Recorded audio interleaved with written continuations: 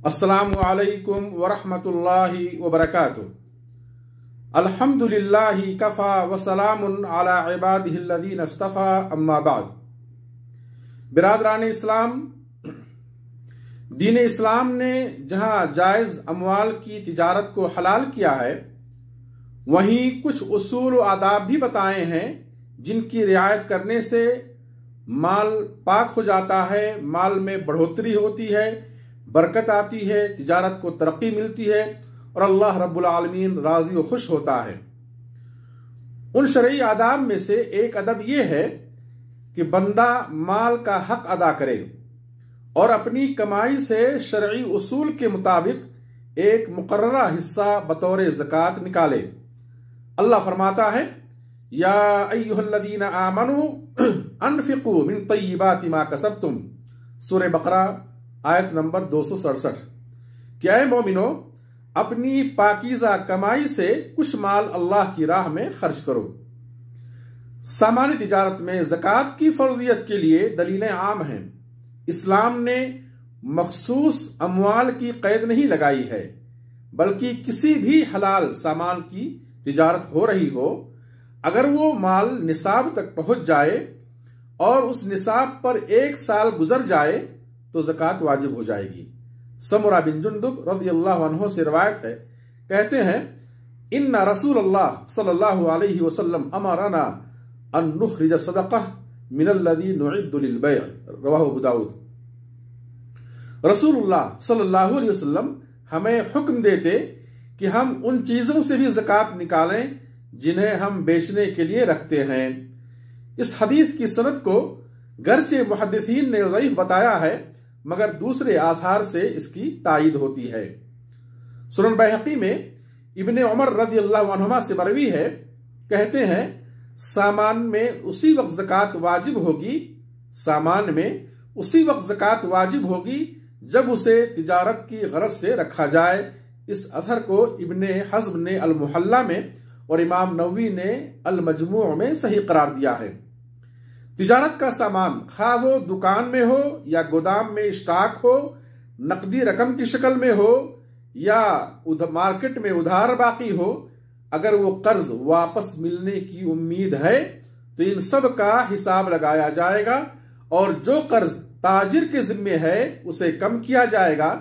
फिर उसके बाद देखा जाएगा अगर वो मजमूई तौर पर निसाब यानी 85 ग्राम सोना या 595 ग्राम चांदी या दोनों में से किसी एक की कीमत के बराबर पहुंच जा रहा है, जो कि आम करेंसी का निसाब है, और फिर उस पर 1 साल गुजर जा रहा है, तो उस माल तिजारत में ज़कात वाजिब हो जाएगी। अब्दुर्रहमान बिन अब्द कारी कहते हैं कि मैं उमर बिन खत्ताब रज़ियल्लाहु अन्हु के दौर में बैतुल माल का जिम्मेदार था। चुनांचे जिस वक्त ज़कात अदा की जाती तो ताजिरों के मुअज्जल और मुअज्जल सारे तिजारती अमवाल का हिसाब लगाते और फिर पूरे माल से ज़कात वसूल करते। इस अथर को इब्ने हज़्म ने अल मुहल्ला में सही कहा है। तमाम मज़ाहिब का इस बात पर इत्तेफाक है कि कुल माल तिजारत से 2.5% ज़कात निकालनी होगी।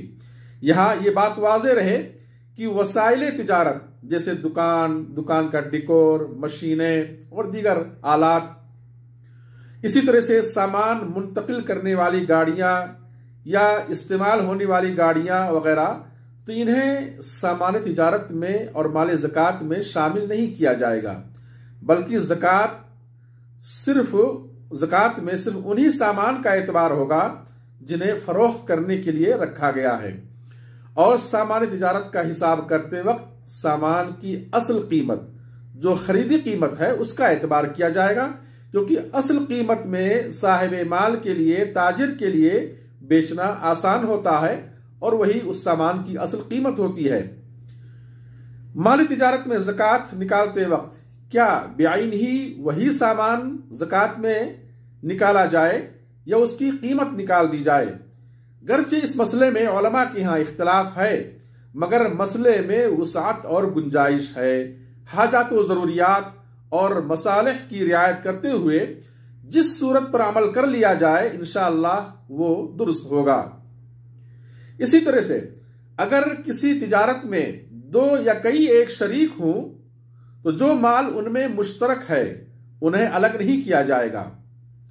जैसा कि हदीस है, वला युफर्रक़ु बैना मुज्तमईन खश्यत सदका, रवाहुल बुखारी, कि ज़कात के ढेर से इकट्ठा माल को अलग अलग नहीं किया जाएगा, बल्कि उस कंपनी को एक शख्स की हैसियत देकर तमाम मुश्तरका अमवाल में एक साथ ज़कात निकाल दी जाएगी, और जो माल या मुनाफा शुरका के माबैन दौरान साल तकसीम होते रहे हैं उनमें हर शरीक अपने दीगर अमवाल के साथ हिसाब करे। अगर उसका माल निसाब तक पहुंच जाए और उस पर एक साल गुजर जाए तो ज़कात अदा करेगा। वाज़ेह रहे कि कंपनी जिस मुश्तरका माल में ज़कात निकाल चुकी है उसमें शुरका दोबारा ज़कात नहीं निकालेंगे। अल्लाह हमें दीन की समझ दे, फ़िक़्ह दे। आमीन। व आखिरु दावाना अनिल हम्दुलिल्लाहि रब्बिल आलमीन वस्सलातु वस्सलामु अला नबीना मुहम्मद वस्सलामु अलैकुम व रहमतुल्लाहि व बरकातुहू।